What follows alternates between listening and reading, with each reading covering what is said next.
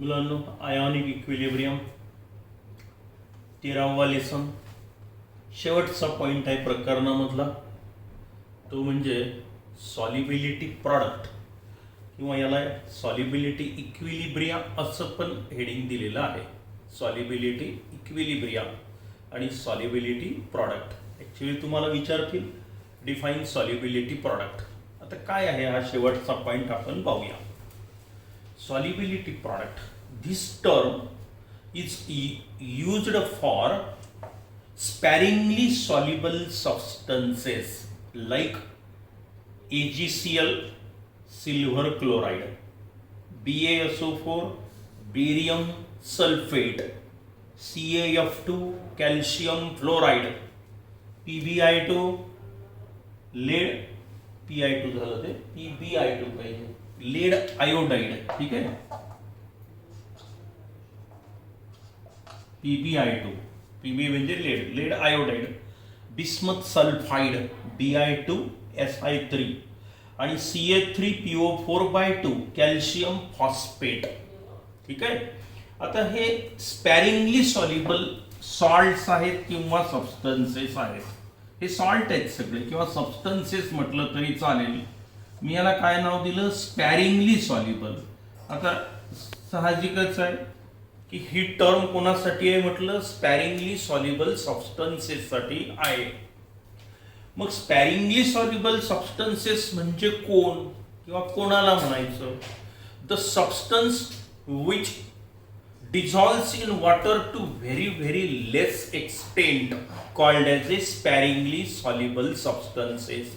अर्थ आपल्या भाषेत काय झाला की जे पदार्थ पाण्यात टाकल्यानंतर अतिशय कमी प्रमाणावर विरघळतात त्याला म्हणायचं स्पॅरिंगली सॉल्युबल सबस्टन्सेस. म्हणजे सिल्वर क्लोराईड तुम्ही 1 लिटर पाणी घेतलं आणि एवढूसं जरी टाकलं तर त्यातला काही पार्ट डिझॉल्व होईल आणि बाकीचा अनडिसोसिएटेड फॉर्म मध्ये राहील, कारण मुळातच त्याची सॉल्युबिलिटीच कमी आहे पाण्यात. आता सोडियम क्लोराईड भरपूर विरघळतं, टाका विरघळलं, बरोबर. यांचं तसं नाही, अगदी थोडासा पदार्थ टाकला की त्यातलाही काही डिझॉल्व होतो. जो डिझॉल्व झाला तो पूर्ण आयोनाइज होतो, कारण ही स्ट्रॉंग इलेक्ट्रोलाइट आहे. पण मुळातच याची सॉल्युबिलिटी कमी आहे, म्हणजे त्याची पाण्यात विरघळण्याची क्षमता कमी आहे. अशा पदार्थांना काय म्हणायचं आपल्याला, स्पॅरिंगली सॉल्युबल सबस्टन्सेस. बरेच आहेत, त्यापैकी काही उदाहरणं आपण इथे लिहिले. हा AgCl, BaSO4, CaF2, PbI2, bismuth sulphide, calcium phosphate, aluminium hydroxide, हे सगळे पदार्थ आहेत स्पॅरिंगली सॉल्युबल सबस्टन्सेस. मग आता याचं एक वैशिष्ट्य लक्षात आलं आपल्या, when small amount of this substance is added into the water, then very small amount from the substance get dissolved into the water and the dissolved substance get completely ionized, and hence there exists the equilibrium in between the dissolved salt, that is ions of the dissolved salt, and it's a solid substance, that is undissociated substance, and that equilibrium is called as a solubility equilibrium किंवा solubility equilibrium. जेव्हा असे पदार्थ आपण पाण्यामध्ये टाकतो तेव्हा थोडासा जरी पदार्थ टाकला तर त्यातला अतिशय कमी विरघळेल. जो विरघळला तो पूर्ण आयोनाइज झाला. मग जो आयोनाइज झाला तर आयॉन तयार झाले. मग या आयॉन मध्ये आणि तो जो डिझॉल्व झाला नाही पदार्थ, मग याच्यामध्ये थोडक्यात काय होतं, जो इक्विलिब्रियम तयार होतो त्याला काय म्हणायचं तुम्हाला, सॉल्युबिलिटी इक्विलिब्रियम. म्हणजे ते सॅच्युरेटेड सोल्युशन असतं. सगळ्यात महत्वाचं, a very small amount from the substance get dissolved into the water and it's readily form the saturated solution. Saturated म्हणजे काय, त्याची मॅक्झिमम सॉल्युबिलिटी आलेली आहे, त्याच्यापेक्षा जास्त विरघळणार नाही, त्याला म्हणायचं सॅच्युरेटेड सोल्युशन. मग अशा सॅच्युरेटेड सोल्युशन मध्ये तो म्हणतो इक्विलिब्रियम फॉर्म होईल. उदाहरणार्थ हा AgCl सॉलिड हा स्पॅरिंगली सॉल्युबल आहे. पाण्यात टाकला त्यानंतर थोडासा पदार्थ डिझॉल्व झाल्यानंतर कम्प्लीट आयोनाइज झाला, त्याचे झाले आयॉन्स तयार, Ag+Cl-. आता हा झाला जो इक्विलिब्रियम आहे कोणामध्ये, आयॉन्स आणि undissolved salt. This equilibrium is called as a solubility equilibrium and this is a saturated solution. सगळ्यात महत्वाचं की हे सॅच्युरेटेड सोल्युशन आहे. मग एकदा का सॅच्युरेटेड सोल्युशन तयार झालं की ना आयॉनचं कॉन्सन्ट्रेशन बदलत ना डिझॉल्व्ड सॉल्टचा. हा सॉल्ट डिझॉल्व्ह झालेला दाखवतो आपण. आणि हा कोणाच्या कॉन्टॅक्टमध्ये आहे? सॉलिड सबस्टन्सच्या. हा डिझॉल्व्ह म्हटलं तरी चालेल तुम्ही, ठीक आहे, डिझॉल्व्ह सॉल्ट. आणि इकडे सॉलिड सॉल्ट हे नाही लिहिलं तरी चालेल.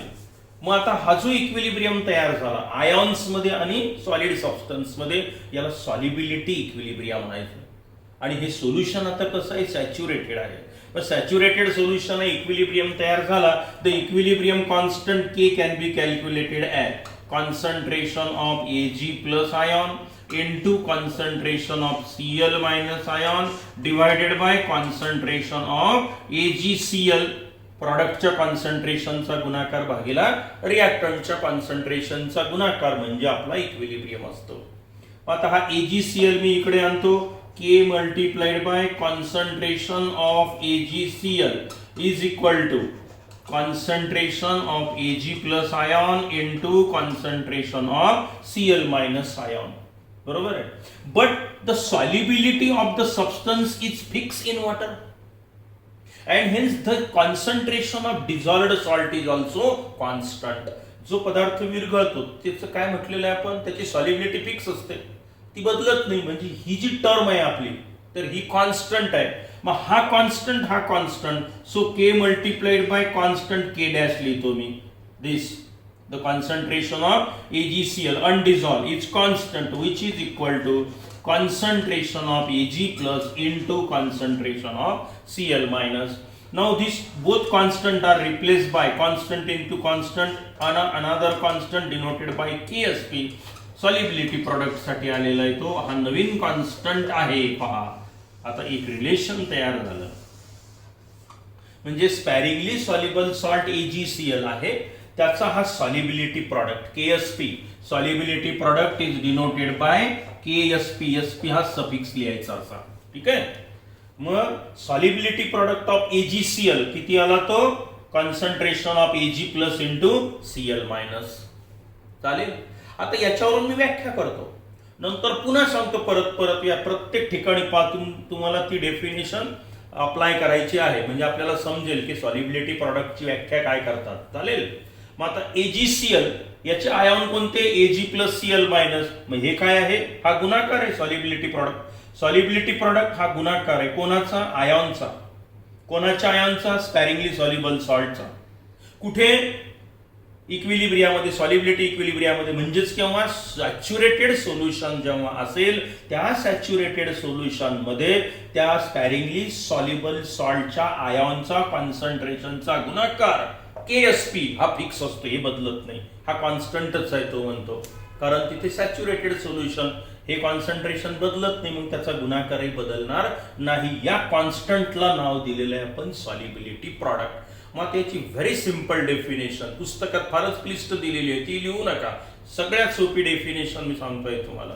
काय आहे solubility product? It is the product of, गुणाकार आहे, it is the product of concentration of ions of a sparingly soluble salt or substance in its saturated solution at given temperature is known as a solubility product.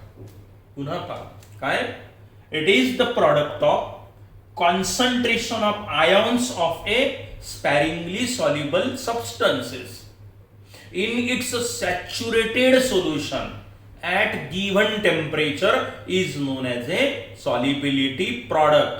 सगळ्यात महत्वाचं हा स्पॅरिंगली soluble सबस्टन्सच पाहिजे. दुसरी गोष्ट त्याचं saturated solution पाहिजे आणि दिलेल्या टेम्परेचरला मग तेव्हा त्या आयॉनच्या कॉन्सन्ट्रेशनचा गुणाकार हा कॉन्स्टंट असतो, ज्या कॉन्स्टंटला आपण काय म्हटलं? Solubility product.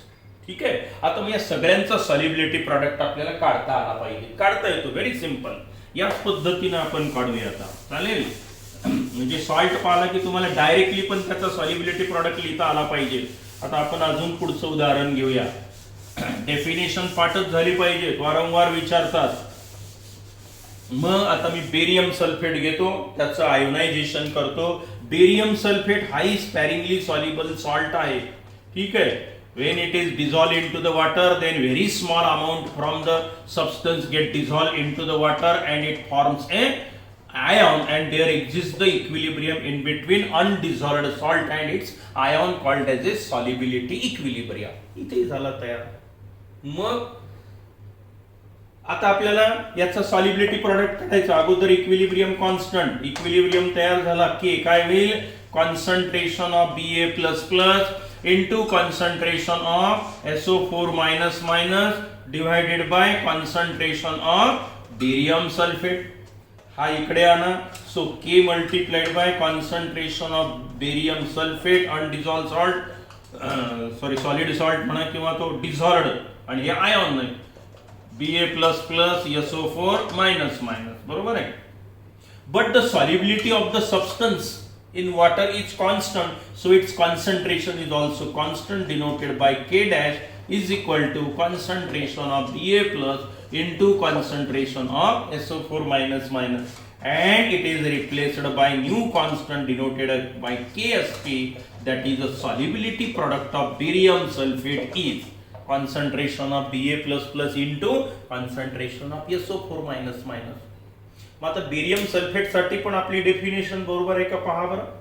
It is the product of concentration of ions of sparingly soluble salt in its saturated solution at given temperature called as a solubility product. आला बेरियम सल्फेटचा पण, AgCl चा काढला, बेरियम सल्फेटचा काढला.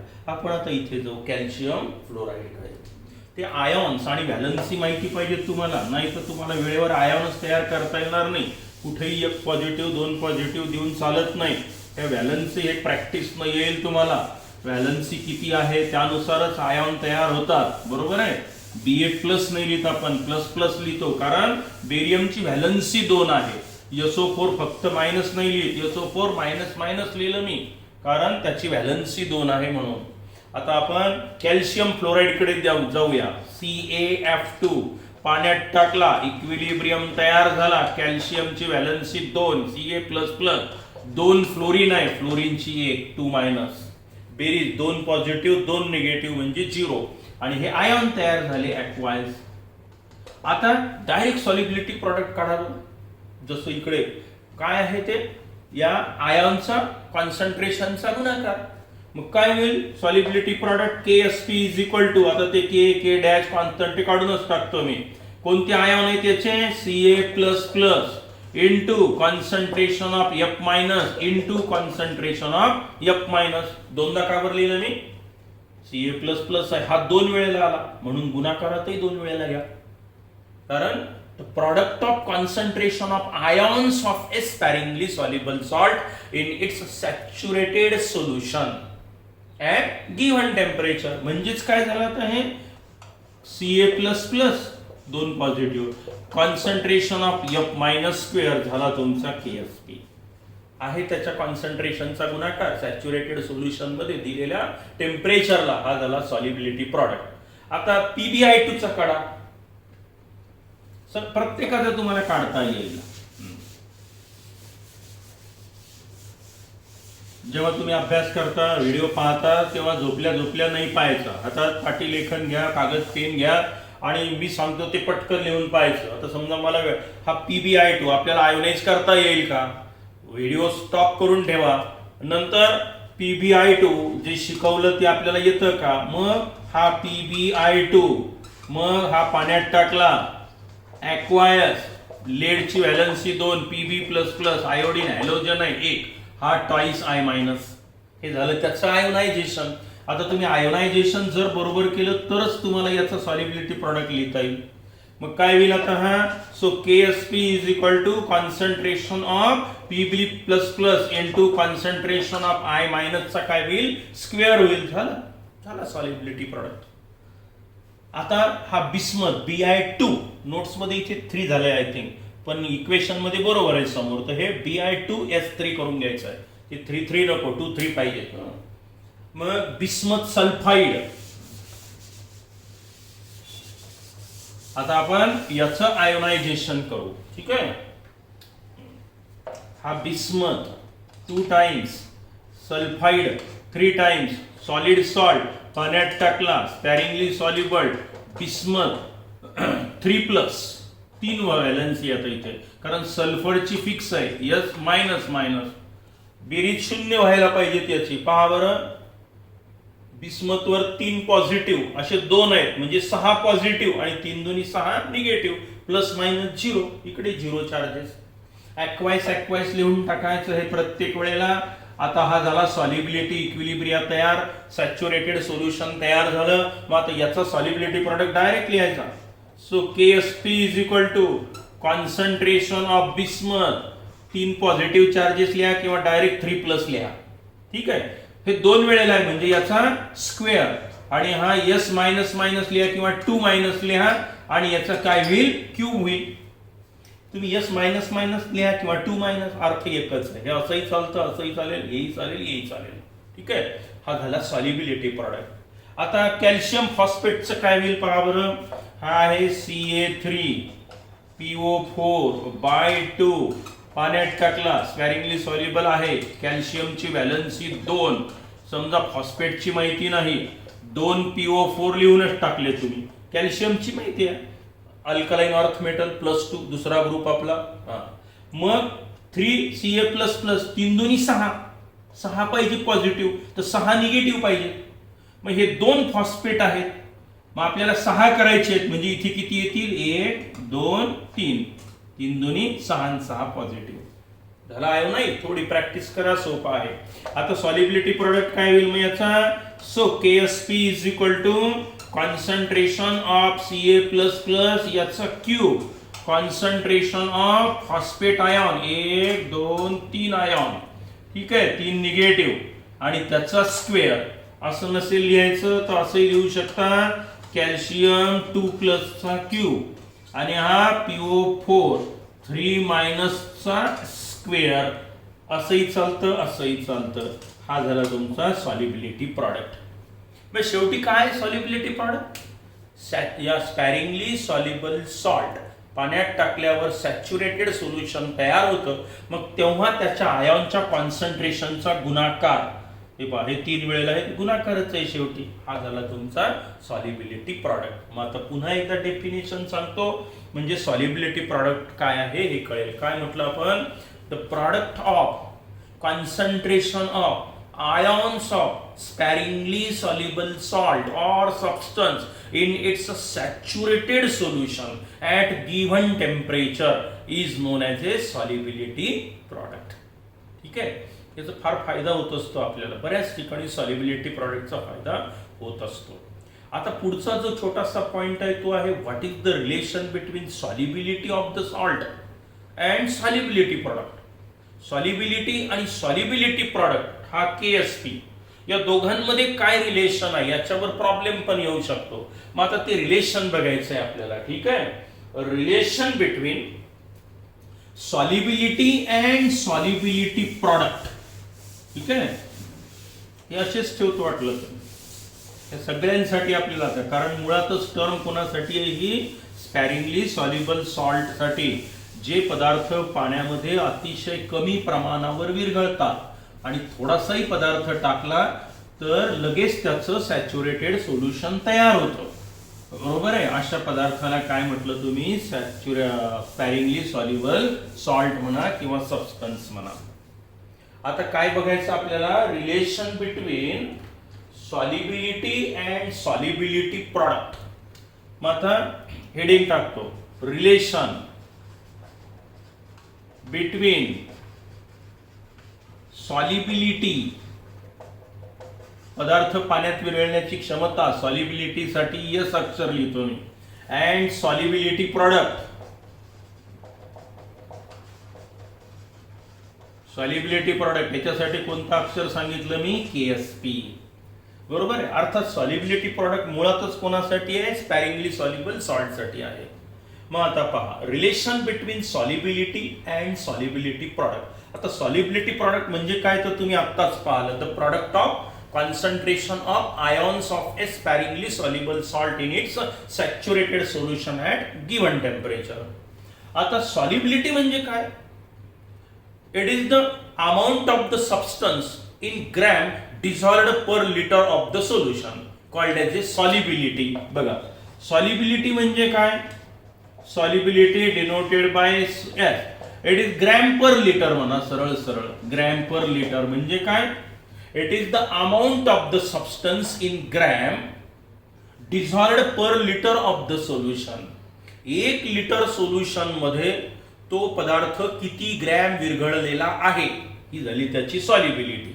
बरोबर, म्हणजे थोडक्यात आता 3 ग्रॅम विरघळत असेल, मग तुम्ही आता वॉटर घेतलं, 3 ग्रॅम पदार्थ टाकला, 1 लिटर सोल्युशन आहे, मग या 1 लिटर सोल्युशन मध्ये पदार्थ किती आहे, 3 ग्रॅम. मग 3 ग्रॅम पर लिटर ही काय झाली, त्याची सॉल्युबिलिटी झाली. कारण या 3 ग्रॅम पेक्षा थोडाही पदार्थ जास्त त्याला सहन होणार नाही, तो विरघळणारच नाही. म्हणजे ही त्याची मॅक्झिमम कॅपॅसिटी आहे डिझॉल्व्ह होण्याची. 3 ग्रॅम पर लिटर, 3.1 ग्रॅम पण विरघळणार नाही, ही झाली त्याची सॉल्युबिलिटी. कशात मोजतात, ग्रॅम पर लिटर मध्ये. कोणी कोणीही मोल पर लिटर मध्ये किती मोल विरघळला. मग याच्यावरून आपल्याला तयार करता येतं की solubility in mole per litre म्हणजे काय पहा. दोन्ही युनिट मध्ये मोजल्या जातं. Solubility in mole per litre जर तुम्हाला पाहिजे असेल तर सॉल्युबिलिटी घ्या in gram per litre divided by molar mass of the substance. Weight in gram divide by molar mass म्हणजे number of mole. Molar mass of solute असेल किंवा substance असेल इन ग्रॅम. हे ग्रॅम असेल तर हे पण ग्रॅम मध्ये घ्या, हे किलोग्रॅम मध्ये असेल हे किलोग्रॅम मध्ये घ्या, पण ग्रॅम ग्रॅम घेऊ आपण. मग solubility in mole per litre बरोबर आहे. म्हणजे काय, आता याला कॅपिटल एस म्हणतो मी वाटलं तर, ठीक आहे. हा स्मॉल एस, हा कॅपिटल एस. मोल per litre solubility in gram per litre divided by molar mass of the substance in gram पर मोल असतं. हे ग्रॅम पर मोल, हे ग्रॅम पर लिटर, हे ग्रॅम पर मोल. आता तुम्हाला सॉल्युबिलिटी कशात मिळाली, मोल पर लिटर मध्ये. मग सॉल्युबिलिटी तुम्हाला ग्रॅम पर लिटर मध्येही सांगता येते, त्याचं रूपांतर तुम्ही मोल पर लिटर मध्ये पण करू शकता. म्हणजे किती मोल पदार्थ 1 लिटर वॉटर मध्ये विरघळलेला आहे. It is the number of mole of a substance dissolved per litre of the solution called as a solubility in mole per litre. आणि हे जर म्हटलं weight in gram dissolved per litre of the solution तर ती काय झाली, solubility in gram per litre. मग आपण रिलेशन मध्ये हे वापरत असतो. काय हे जे रिलेशन आहे याच्यात काय घेतो आपण, mole per litre. Number of moles of the solute dissolved per litre of the solution. आणि ते सॅच्युरेटेड सोल्युशन तयार झालेलं असतं, एवढं मात्र लक्षात ठेवायचं. आता या दोघांमध्ये काय रिलेशन आहे ते आपल्याला पाहायचं आहे. Relation between solubility and solubility product. ठीक आहे.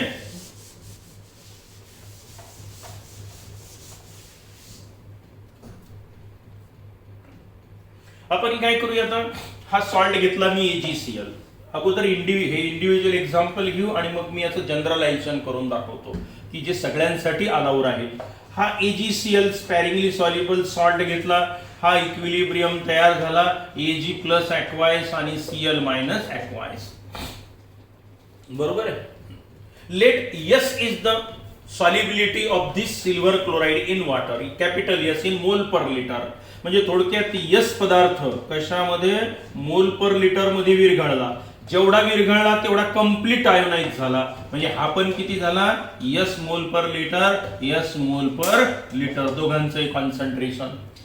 कारण जेवढा डिझॉल्व होतो तेवढा कंप्लीट आयोनाइज होतो. बरोबर आहे. हा डिझॉल्व सॉल्ट, याच्या कॉन्टॅक्ट मध्ये सॉलिड सॉल्ट आहे. मग हा आहे solubility in mole per litre, ही पण मोल पर लिटर. मग आता KSP कसा काढत असतो आपण, आता शिकवलं.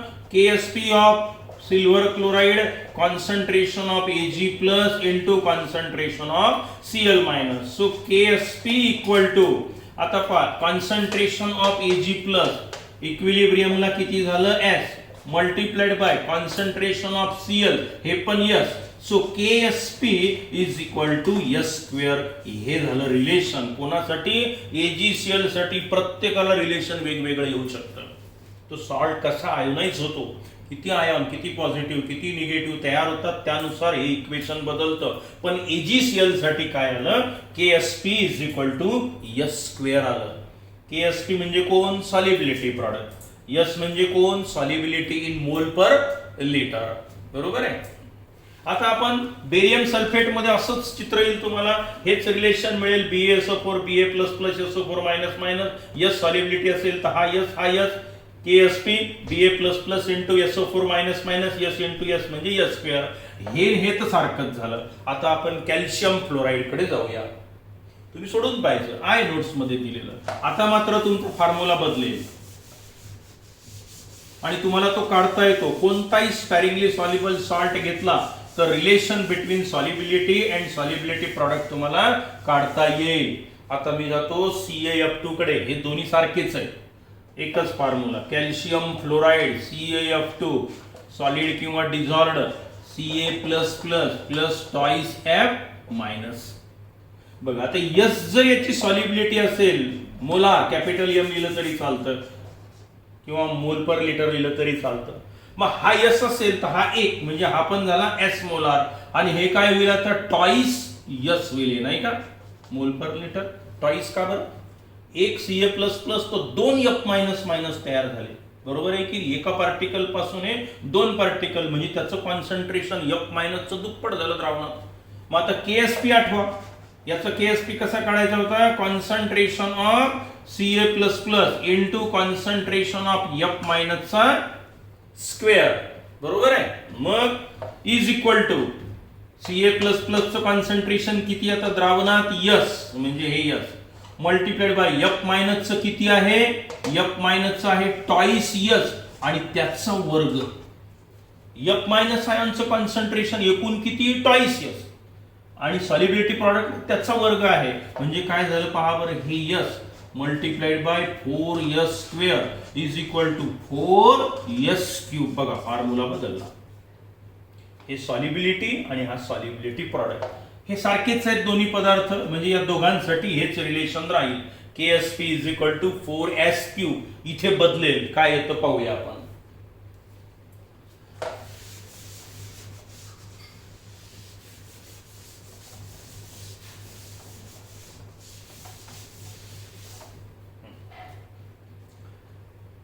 Bismuth Bi2s3. बरोबर आहे. करा आयोनायझेशन याचं, ते सॉलिड स्टेट ते दाखवायचं असं इक्विलिब्रियम तयार होतो म्हणून. Twice Bi++. बरोबर आहे प्लस आणि हे 3s मायनस मायनस 3 दोन्ही 6 3 दोन्ही 6. आता हे जर यस असेल सॉल्युबिलिटी कॅपिटल M मोलार तर ही किती होईल, टॉइस यस होईल आणि ही किती होईल 3 टाइम्स यस होईल. 2 टाइम्स बिस्मथ आणि 3 टाइम्स यस म्हणजे एवढे याचं कॉन्सन्ट्रेशन राहील मोल मध्ये किंवा mole per litre capital M. आता सॉल्युबिलिटी प्रॉडक्ट काय होईल, KSP is equal to concentration of Bi+++ 3 वेळेला आहे म्हणजे 3+² आणि हा S 2 मायनसचा क्यूब आहे. टाका बरं किमती. So KSP is equal to बिस्मथचं कॉन्सन्ट्रेशन किती टॉइस यस याचा वर्ग यस मायनस मायनस याचं किती कॉन्सन्ट्रेशन आहे 3s आणि याचा करावा लागेल तुम्हाला आता क्यूब, कारण यस मायनस मायनसचं द्रावणातलं कॉन्सन्ट्रेशन 3s आहे आणि इथे त्याचा क्यूब आहे. घ्या मग म्हणजे हे काय होईल 2 चा वर्ग 4 सॉल्युबिलिटीचा वर्ग 3 चा क्यूब किती 3 गुणिला 3 गुणिला 3 3 त्रिक 9 9 त्रिक 27 म्हणजे हे 27 आणि गुणिला S³ 27 गुणिला 4 728 म्हणजे 108 आणि S raise to the power 5 होईल नाही का KSP S raise to the power 4. हे सारखंच आहे बघा, हे 2 आणि हे 3 आहे, काही प्रॉब्लेम नाही. त्याच्यासाठी पण हेच रिलेशन येईल 108 into S raise to the power 5. मग आता पहा बरं याला काय म्हटलं तुम्ही आता, relation between solubility and solubility product. एक छोटासा पॉइंट अजून बाकी आहे तो आपण लगेच पाहूया.